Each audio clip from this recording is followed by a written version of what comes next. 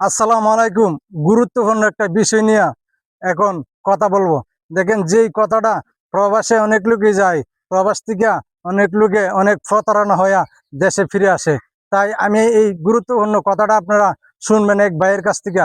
ওনার যেই প্রতারণার শিকার হয়েছে ওই কথাটাই আপনাদের কাছে তুলে ধরবো।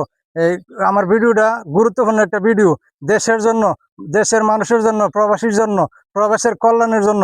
দেখেন, যদি আমার এই ভিডিওটা আপনারা সবাই একটু শেয়ার করেন, যদি আমার ভিডিওটা একটা লাইক কমেন্ট করেন, তাহলে আমি আরো উৎসাহিত পারবো। শেয়ার করবেন যাতে সবাই ভিডিওটা দেখতে পারে। এদিকে আমার এক ভাই আছে, শুনেন। আচ্ছা ভাই, আপনি কি প্রবাসে ছিলেন? জি ভাই। কি কিসের জন্য প্রবাসের দিকে চলে আসছেন? চলে আসছি, সৌদি আরব গেছি। প্রায় 5 বছর ছিলাম। 5 বছর টাকা গেলে এক সৌদিরে দিছিলাম আঁকা বানাবার লেগে, দেওয়াতে আপনার টাকা লিয়ে ব্যাগে গেছে। আচ্ছা দেখেন, এই ভাই বলল সৌদিরে আকামা বানানোর জন্য টাকা দিছিল অনেকগুলা টাকা। স্বপ্ন মানুষ এইভাবেই ভেঙে যায়। স্বপ্ন দেখে সবাই, স্বপ্ন দেখা ভালো, তবে স্বপ্নটা সঠিকভাবে বাস্তবায়ন করার জন্য সঠিক জায়গায় কাজে লাগাতে হবে।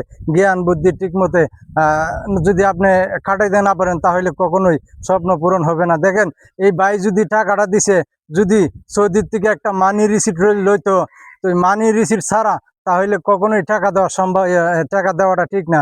যে কোনো সৌদিরে যদি আকামা বানানোর জন্য কেউ টাকা দেন, যদি আপনার সৌদির সাথে ঘনিষ্ঠতা ভালো একটা সম্পর্ক থাকে, তাহলে এটা ভিন্ন বিষয়। আর যদি কোনো ঘনিষ্ঠ সম্পর্ক না থাকে, তাহলে চেষ্টা করবেন সবাই, যেই সৌদিরে আকামা বানানোর জন্য টাকা দিবেন, চেষ্টা করবেন সবাই যে মানি রিসিপ্টটা লওয়ার জন্য। আর যদি মানি রিসিপ্টটা লোন, তাহলে আপনার জন্য অনেকটা হেল্পফুল হবে। যদি সৌদি আকামা না বানায়, বেগে যায় বা কোনো সমস্যা হয়, তাহলে আপনি এটা দিয়ে কোনো একটা পদক্ষেপ নিতে পারবেন, আমি আশা করি।